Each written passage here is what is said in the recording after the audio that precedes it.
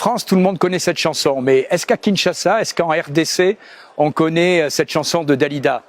Paroles et paroles et paroles, et encore des paroles. Et en un an, c'est un peu ce qui se passe au Parlement européen, ici à Strasbourg. Puisque en un an, c'est le 4e débat en ce moment sur les violences en République démocratique du Congo. Et en dehors de ce débat, rien n'est décidé, rien ne se passe pour aider ce pays. Donc je le dis très clairement, cette fois, je ne participerai pas à cette comédie qu'est ce débat. Pour une raison simple, toutes ces discussions n'ont servi à rien. Parce que l'Union européenne joue clairement un double jeu. Dans l'hémicycle, on soutient Kinshasa. Dans les faits, on laisse faire tout ce qu'il veut à M. Kagame. Ces discussions sont même contre-productives, puisqu'elles offrent un répit au Rwanda de Kagame.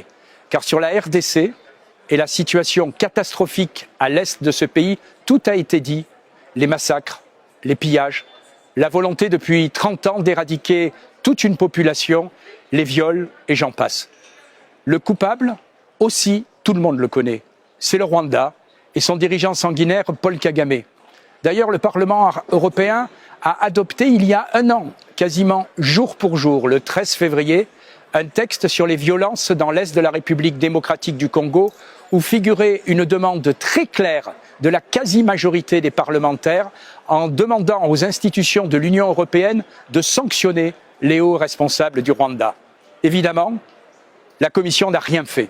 Et pour maquiller son inaction, et comme un affront de plus aux Congolais, l'Europe n'a signé que quelques chefs de guerre locaux répondant aux ordres de Kigali. Bref, on a sanctionné des lampistes. Pourtant, l'Union européenne peut prendre de vraies sanctions quand elle veut, comme celle, par exemple, que Bruxelles sait prendre contre la Russie. Il faut interdire les visas pour les dignitaires rwandais, geler leur avoir et annuler les partenariats européens qui nous lient à Kigali.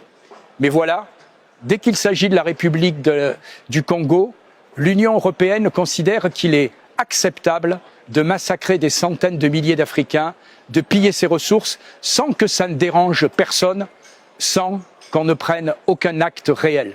Rendez-vous compte, l'Union européenne n'a toujours pas annulé son accord de 2024 avec le Rwanda sur les approvisionnements en matières premières, alors que toute la communauté internationale a prouvé que ces matériaux rares sont volés par Kagame et le Rwanda à la population congolaise. Ce double jeu de l'Union européenne doit cesser. Cette hypocrisie devient inadmissible. Ça doit cesser immédiatement car ça commence vraiment à devenir suspect.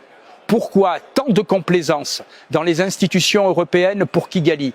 Va-t-on découvrir un jour à Bruxelles un Rwanda Gate comme on a découvert le scandale de la corruption du Qatar Gate? Alors si l'Europe veut dissiper tous ces soupçons, la seule réponse crédible de la Commission européenne, ce sont des sanctions dures et efficaces contre le Rwanda, contre Kagame, contre sa famille. Car sans acte, les paroles de l'Europe ne sont toujours que des paroles.